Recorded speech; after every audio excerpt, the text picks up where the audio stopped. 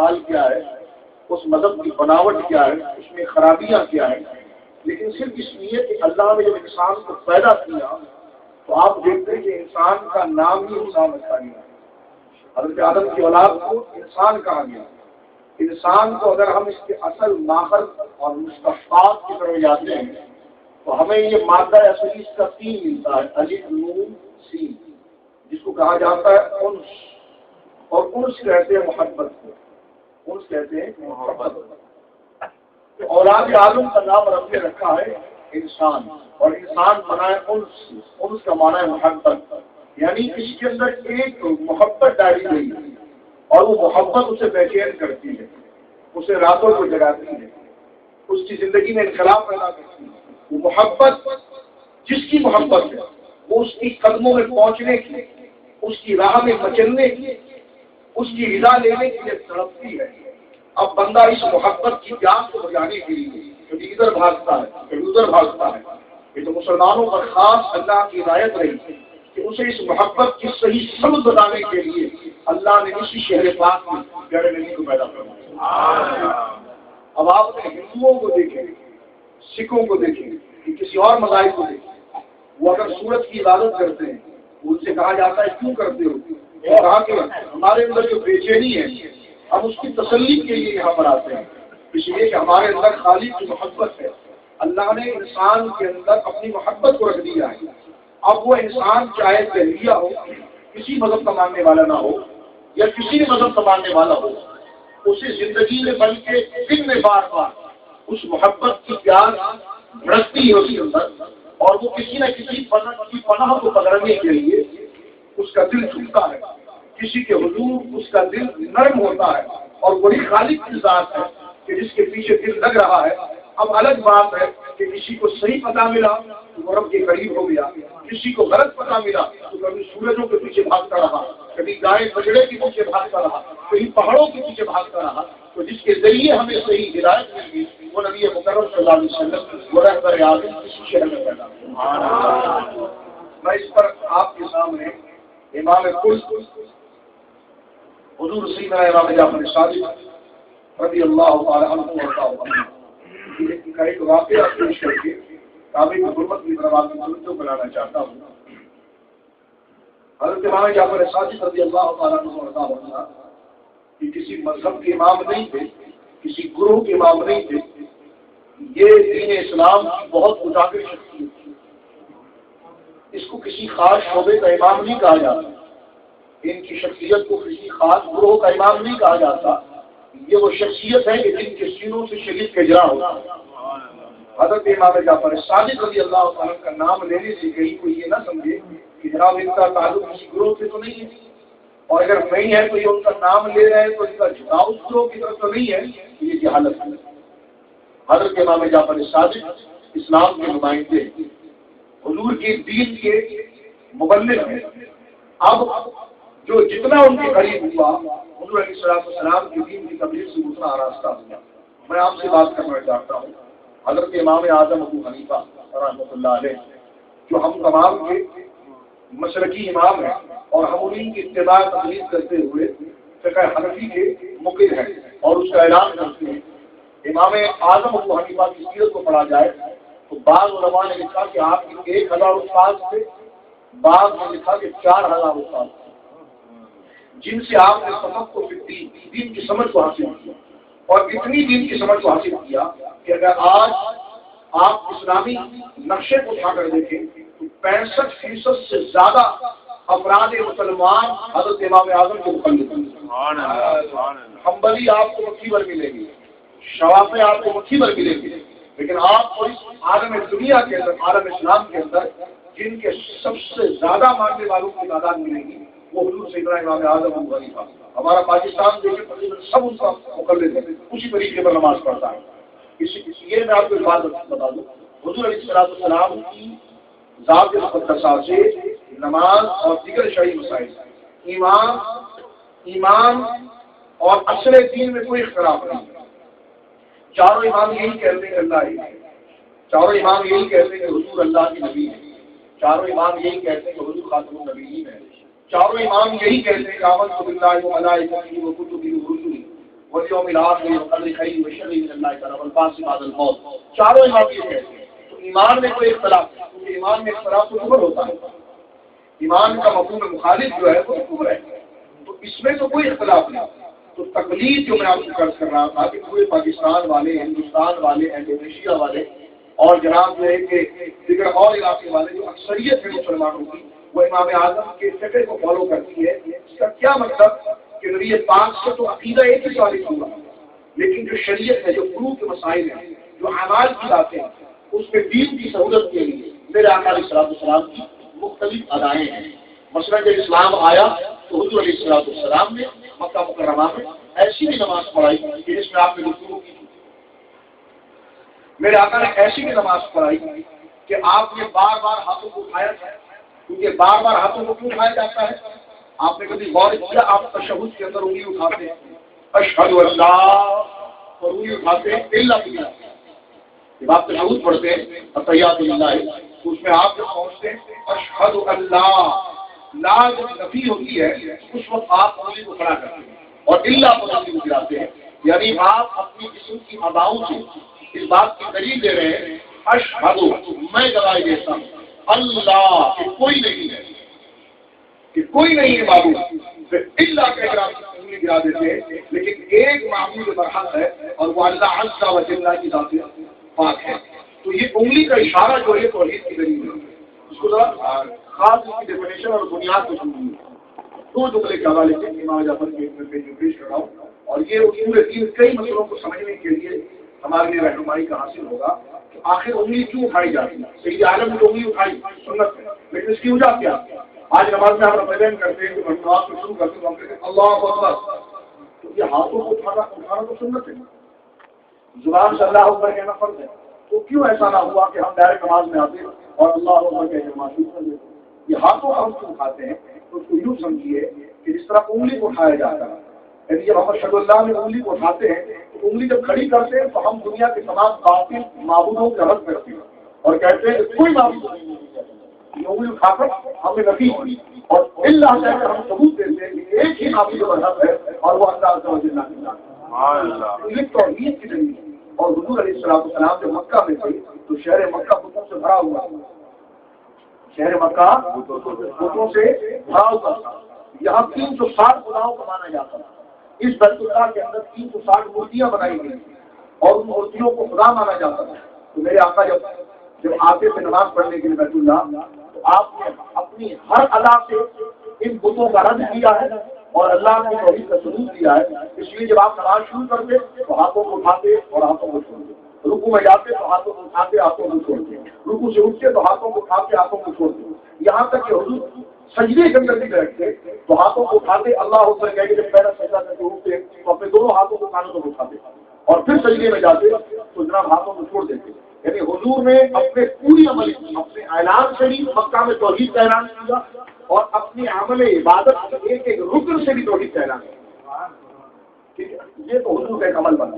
جب میرے آقا مدینہ منورہ چلے گئے تو وہاں پر دو خداؤں کے ماننے والے نہیں تھے، اہل کتاب تھے یا منافقین. تو وہاں پر اب اس ادا کی اتنی خاص ضرورت نہ تھی اور کچھ ضرورت تھی بھی، اس لیے میرے آقا نے ہر جگہ کو چھوڑ کر اس کو ابتدائی نماز کے لیے تاکہ اپنا موحد ہونا، ایک خدا کا ماننے والا ہونا، اس کا اعلان ہو جائے اور تحیات کے رکھا. تو آپ دیکھیں دو ادائیں ہیں. یہاں جو مکے میں نمازیں پڑھی آپ نے اس میں ہر رکن کے اندر آپ نے رفع نہیں کیا. اور یہ ہاتھوں کو اٹھانے کا کیا کانسیپٹ ہے؟ تو وہ یہ کانسیپٹ ہے کہ ہاتھوں کو جب ہم اٹھاتے ہیں تو سارے بتوں کا رد کرتے ہیں، تمام باطل معبودوں کا رد کرتے ہیں، اور جب اس کو نیچے کرتے ہیں تو ایک ہی خدا کا. تو آپ دیکھیں کیوں قسم کی چھوٹی سی مثال میں یہاں پر آپ کے سامنے دے رہی ہوں. اب ایک چھوٹی سی بات سامنے آئی اور احادیث میں حضور کا یہ عمل نہیں ہے جو حضور نے ہر رکن کے اندر ہاتھ کو اٹھائے. احادیث میں یہ بھی عمل ہے جو حضور نے صرف ایک ہی دفعہ ہاتھ اٹھائے. اب صحابہ کی دو جماعتیں جو صحابی حضور علیہ السلام کو صرف ایک دفعہ دیکھ کر اپنے علاقے میں چلے گئے اور انہوں نے حضور کو اس کیفیت میں دیکھا تھا کہ حضور اپنے ہر رکن کے اندر ہاتھوں کو اٹھاتے تھے تو وہ دوبارہ لوٹ کر نہ آ سکے اپنے علاقے میں رہے. تو انہوں نے جب تک حدیث بیان تلقین کی اور ان سے جب ان کے شاگردوں نے پوچھا گاؤں والوں نے پوچھا، رشتے داروں نے پوچھا کہ حضور نماز کیسے پڑھتے تھے؟ تو کہتے ہیں میں نے حضور کو دیکھا کہ جب آپ نماز شروع کرتے تو ہاتھوں کو اٹھاتے تھے، رکوع میں جاتے تو ہاتھوں کو اٹھاتے تھے، رکوع سے جھکتے تو ہاتھوں کو اٹھاتے تھے. اب وہی روایت آگے بڑھتی چلی، لیکن ایک صحابی وہ ہے جو حضور کے وصال تک حضور کے ساتھ تھا. اس سے جب پوچھا گیا انہوں نے کہا بھائی دیکھو بات یہ ہے، میں نے حضور کو صرف ایک ہی دفعہ ہاتھ اٹھاتا ہوا دیکھا، بات نہیں کی. اب اس عمل کی دو صورت ہوگی. اب اس صحابی نے جس طرح کہ حضرت وائل بن حجر جو حضور کے صحابی ہیں انہوں نے ایک ہی دفعہ حضور کو دیکھا، اور جتنی ہاتھوں رکوع میں ہاتھ اٹھانے کی حدیث ہے تقریباً 19 سے ہے. اور ان صحابہ سے جنہوں نے سرکار کی صحبت کو بہت کم پایا یا کم عمری میں پایا، لیکن وہ صحابہ جو حضور کے ساتھ رہے اور ہمیشہ رہے اور جمع مرضی کے ساتھ اور ہوش اور حواس کے ساتھ رہے اور اتنے قریب رہے کہ انہیں حضور کی اولاد شمار کیا جانے لگا. جس طرح کہ حضرت عبداللہ بن مسعود ان سے جب پوچھا گیا کہ حضور کی نماز کیسی تھی، کیا حضور رکوع میں جاتے وقت ہاتھ اٹھاتے تھے؟ اور میں کوئی نہیں اٹھاتے، حضور صرف نماز کے شروع میں ہاتھ اٹھاتے اور کہیں نہیں اٹھاتے. اب اختلاف ظاہر ہوا کہ اب حضور نے نماز کیسی کی، اب حضور نے نماز کیسی کی. اب وہ صحابہ کرام جنہوں نے ایک ہی دفعہ حضور کو دیکھا تھا اور اپنے علاقے میں بات پھیلائی تھی، ان کی شاگرد تو وہی روایت بیان کرتے رہے اور آج تک بخاری میں وہ روایت موجود رہی. حضرت عبداللہ بن مسعود رضی اللہ تعالیٰ عنہ نے وہ روایتیں پیش کی جو انہوں نے حضور کو آخری عمر میں نماز کو پڑھتا ہوا دیکھا. یہ ساری ادائیں حضور ہی کی. اللہ کو اپنے محبوب سے اتنا پیار ہے کہ اس نے اپنے محبوب کی کسی ادا کو ختم ہونے کا دیا. امام شافعی اور امام احمد کے ہاتھوں میں اللہ نے حضور کی مکی نماز کے لی، اور امام مالک کے ہاتھوں میں حضور کی سردی والی نماز کے لی، اور امام اعظم کے ہاتھوں میں حضور کی بدری نماز کے لی. ان تمام احادیث کے اندر حضور کی ایک ہی اداؤں کو اب میں اس بات میں نہیں جانتا کہ بدل کرنا چاہیے کہ نہیں کرنا چاہیے. میں صرف آپ کو فقہ کی ڈیفینیشن سمجھا رہا ہوں کہ یہ اختلاف بظاہر کیوں ہوتا ہے. یہ اختلاف نہیں ہوتا، یہ حضور کی جو مختلف گویا کی کیفیت رہی ہے. اللہ کو اپنے محبوب سے بڑا پیار ہے، وہ اللہ نے اپنے محبوب کی ہر ادا کو محفوظ کر دیا ہے، اور وہ ادا کبھی محفوظ ہے امام اعظم کے فقہ کے اندر، تو کبھی امام شافعی کے فقہ کے اندر، کبھی امام احمد کے فقہ کے اندر. سب صحیح ہے، سب صحیح ہے، کیونکہ ہر ادا حضور کی ادا رہی ہے، ہر ادا حضور کی ادا رہی ہے. اس کو اگر ہم اختلاف سے ہٹا دیں، مناظروں سے ہٹا دیں، مباحثوں سے ہٹا دیں، فراغ دلی کرے، جو رفیدہ میں کرے اس کی بھی نماز ہو جاتی ہے، جو نہ کرے اس کی بھی نماز ہو جاتی ہے. اس لیے کہ جو کرتا ہے حضور نے کیا ہے، جو نہیں کرتا حضور نے کیا. ہماری خلاف ختم ہو جائے. اگر ہم 1.5 فٹ کی دکانیں بند کر لیں اور اصل مقصد کی طرف آ جائیں، ایمان کی طرف، ایمانیات کی طرف آ جائیں، اس شروع کو چھوڑ دیں اور کہیں کہ جناب دیکھو. اور جب جو اس بات جس طرح کہ ہم حنفی ہیں، ہم نماز میں رفع دین نہیں کرتے. ہم سے جب کوئی سوال پوچھتا ہے کہ آپ نماز میں رفع دین نہیں کرتے، اگر کوئی کرے تو کیا حکم ہے، تو میں فقہ حنفی کے جدوں میں حاضر ہونے کی حیثیت کرتا ہوں کہ ہمارے فقہا یہی کہتے ہیں کہ اس کی نماز ہو جاتی ہے، اس کی نماز ہو جاتی ہے. اب وہ لوگ جو نماز میں رکوع میں جاتے وقت، رکوع سے اٹھتے وقت، یہاں تو اتنا سختی نہیں، ہمارے پاکستان میں بہت زیادہ ہے کہ جناب آپ رفع دین کرو، رفع دین کرو. تو وہاں پر یہ پوچھا جاتا ہے ان لوگوں سے بھی کہ ذرا یہ بتائیے کہ جو نماز میں رفع دین نہ کرے، رکوع میں رفع دین نہ کرے، اس کی نماز ہو جاتی ہے؟ وہ بھی کہتے ہیں ان کی کتابوں میں لکھا ہو جاتی ہے. تو ہم نے کبھی مناظروں کی ضرورت کیا ہے، ہم نے تو نماز پڑھی تھی. جب نماز ہو رہی ہے، اب چاہے رفع دین کر کے ہو یا بغیر رفع دین کے ہو، جب اللہ نے اپنے محبوب کی ساری اداؤں کو محفوظ رکھ دیا ہے تو ہم اختلاف کیوں کریں؟ کیوں نہ ہم حرم میں آ کر اپنے سینے کو آج مشاہدہ کریں اور یہ عزم رکھیں کہ ہم جا کر اختلاف نہیں کریں گے. اور نہ یہ اختلاف والی بات ہے. اختلاف تو جب ہوتا کہ جب کوئی ایک خدا مان رہا ہوتا تو 2 خدا مان رہا ہوتا. یہ تو ایمانیات میں اختلاف ہوتا کہ جس میں 10 کی روا ہوتے. یہ تو ایسے اختلاف کی بات نہیں. ٹھیک ہے، تو یہ اصل چیز ہے فقہ کی بنیاد کی. اس لیے آپ دیکھتے ہیں کہ مسئلے میں امام اعظم کچھ کہتے ہیں، امام شافعی کچھ کہتے ہیں، لیکن مسئلہ ایمانیات میں نہیں کہتے. تو اس لیے تقلید ایمان میں نہیں ہوتی ہے، فروع میں ہوتی ہے. حضور کی اداؤں میں جس سے اعمال ثابت ہوتے ہیں شریعت کی، اس میں ہوتی ہے. اور اس میں اختلاف ہونا یہ نعمت ہے. اس لیے کہ تاکہ حضور کی ہر ادا کو سمجھ جائے اور ہر ادا پر عمل ہو جائے، ہر ادا پر عمل ہو جائے. اب کوئی اپنی تحقیق اور اپنی دلیل اس چیز کو مان رہا ہے اور دوسرے کو بھی جواز پر رکھ رہا ہے، یعنی اس کے ثبوت پر رکھ رہا ہے لیکن کر نہیں رہا. اور دوسرا جو ہے اپنی دلیل سے اس چیز کو مان رہا ہے، دوسرے کو سمجھ رہا ہے کہ واقعی تو حضور نے کیا لیکن نہیں کر رہا ہے، اور اس کے بعد وہ دلیل جو ہے کہ ثبوت تک نہیں پہنچی. اس سے کیا ہوا؟ اللہ نے اپنے محبوب سے جو محبت کا وعدہ کیا ہے اس کا کمال ہمیں یہ نظر آتا ہے کہ کہ سرکار علیہ السلام کی زندگی کی ایک ایک ادا، نماز کی ایک ایک ادا، خلوت کی ایک ایک ادا، حج کی ایک ایک ادا، سفر کی ایک ایک ادا، جہاد کی ایک ایک ادا آج علماء کی سینوں میں محفوظ رہی اور شریعت میں محفوظ ہے. اس لیے آپ دیکھتے ہیں کبھی کوئی ایک ادا جو ہے وہ اگر افریقہ والا نہیں کر رہا تو وہی ایک ادا پاکستان والا کر رہا ہے، اور جو ادا سعودیہ والا کر رہا ہے ممکن ہے کہ جناب وہ ملک شام والا نہیں کر رہا، لیکن جو ملک شام والا نہیں کر رہا وہ سعودیہ والا کر رہا ہے. یعنی اس عالم دنیا کے اندر میرے محبوب کی ایک اداؤں کو بتانے دیا ہے. اس کو اگر اس زاویے سے دیکھ لیا جائے تو سارا اختلاف جو ہے ختم ہو جاتا ہے، اور جس مسئلے پہ اختلاف نہیں کرنا ہے ہم اس پر خامخواہ ادھر جاتے ہیں. خیر میں عرض کر رہا تھا اس ساری بنیادی گفتگو کو ذہن میں ایک طرف رکھوں. اب آئیے حضرت امام جعفر صادق کا میں نے نام لیا کہ ہم انسان ہیں، ہمارے اندر رب کی محبت ہے، ہم اس سے بھاگ نہیں سکتے. ٹھیک ہے، یہ ہمارا تسلسل چل رہا تھا. اب آئیے امام اعظم کو وظیفہ، جن کے تقریباً 4000 کے قریب استاد ہیں. میں نے امام اعظم کے ابو حنیفہ کے مسلک پر جب بات کی تو مسلک کی کیا ڈیفینیشن تھی اس پر میں نے پیچھے لے جا کر ساری بات آپ سمجھائی. یعنی امام اعظم ابو حنیفہ نے جن استادوں سے حدیث سے سمجھی جن سے یہ نماز ثابت ہوگی، ان کا فقہ ثابت ہوتا تھا اور مسائل ثابت ہوتے تھے. یعنی حضور کی ذات سے جو 4 مسائل کی نہریں نکل رہی ہے تو ایک نہر کو آپ نے اپنے دلائل سے ثابت کرنے کی کوشش کی، اور اس کی جدوجہد کے اندر آپ نے 4000 استادوں کے سامنے زانو طلب کو کم کیا. آپ حیرت کریں گے، بلکہ میں ابھی ابھی آپ کے سامنے کہ امت کا 65% سے زیادہ حصہ امام اعظم کے فقہ کا پیرو ہے. آپ اندازہ لگائیے امام اعظم کے پاس علم کتنا ہوگا، ان کی محنت کتنی ہوگی، اور ان کا اخلاص اللہ کی بارگاہ میں کتنا مقبول ہوگا کہ ان کے اس فقہ کے اللہ نے کام کر دیا. لیکن جب ان سے آپ جا کر پوچھیں یہ علم کہاں سے آ گیا، میں کہہ رہا تھا نا کہ امام جعفر صادق سے جب نام لیا جاتا ہے لوگ سمجھتے ہیں کسی خاص شعبے کے امام یا خاص کسی گروہ کے امام ہیں. یا اگر آپ امام اعظم کا امام جعفر صادق کا نام لے رہے ہیں جو امام باقر کے بیٹے ہیں، اور امام باقر جو ہیں وہ حضرت امام زین العابدین کے بیٹے ہیں، اور حضرت امام زین العابدین جو ہیں وہ حضرت امام حسین کے بیٹے ہیں، تو کہا جاتا ہے کہ اس سے تو آپ 100 گروہ والے ہو گئے. اور میں کہ یہ کیا حالت ہے، یہ کسی گروہ کے امام نہیں ہے، یہ اسلام کے امام. جسے اسلام سے محبت ہوگی، جسے خدا سے محبت ہوگی، جسے خدا کے نبی سے محبت ہوگی، وہ اسے کسی گروہ کسی جماعت کا نام نہیں کہے گا، وہ اسے نبی کی حرمت اور نبی کی تمام تعلیمات کا پرتو اور پاسبان اور مبلغ سمجھے گا اور اس سے فیض حاصل کرے گا. تو حضرت امام اعظم سے پوچھا کہ آپ کے 4000 استاد ہیں، بتائیے آپ کو اپنے کس استاد پر ناز ہے. اب امام اعظم اس گروہ سے تعلق نہیں رکھتے جو زیادہ امام جعفر کا نام لیتے ہیں. اس لیے حضرت امام شافعی سے کہا گیا تھا کہ آپ حسین بہت کرتے. امام شافعی مکہ کے پیدا ہوئے، آپ قریشی ہیں، ہاشمی ہیں، سید ہیں. امام شافعی ہاشمی سید ہیں. جب ان سے پوچھا گیا آپ امام حسین کا نام کثرت سے لیتے ہیں، یہ تو شیعہ لیتے ہیں، تو آپ نے فرمایا یہ جہالت ہے.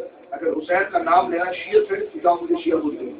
ہمارے بولنے سے کیا ہوتا ہے؟ میں حسین کا نام کسی گروہ کی وجہ سے نہیں لے رہا، اس لیے لے رہا ہوں کہ حضور کے سینے سے جو علم اور روحانیت جاری ہو رہی ہے وہ کبھی ابو بکر کے سینے میں نظر آتی ہے، کبھی عمر کے سینے میں نظر آتی ہے، کبھی عثمان کے سینے میں نظر آتی ہے، کبھی علی کے سینے میں نظر آتی ہے، اور علی کے سینے کی وراثت ہمیں حسین کے سینے میں کسی مذہب اور گروہ کی طرف لے جانا یہ اسلام میں انتشار پیدا کرنا ہے، اور یہ جہالت ہے اور اپنی تنگ نظری ہے، چھوٹا سا دماغ ہے. اگر وسیع نظری سے دیکھا جائے تو امام اعظم ابو حنیفہ سے پوچھا گیا کہ آپ کے تو جناب 4000 کے قریب استاد ہیں، آپ کو کس استاد پر ناز ہے، کس استاد پر ناز ہے؟ حضرت امام اعظم کہتے ہیں کہ میں نے 4000 استادوں کے پاس یا بعض روایت میں 1000 استادوں کے پاس مختلف روایتیں پڑھی اور اپنی ساری عمر ان کے سامنے زانو ترمز میں نے خم کیا اور سن کی، لیکن مجھے علم میں وہ کمال اور علم کی وہ سمجھ اور علم کی وہ پیار اور مٹھاس مجھے اس وقت تک نہ ملی جب تک میں امام جعفر صادق کے قدموں میں نہ پہنچا. فرماتے ہیں کہ لو سنتان لہلك النعمان، فرمایا 2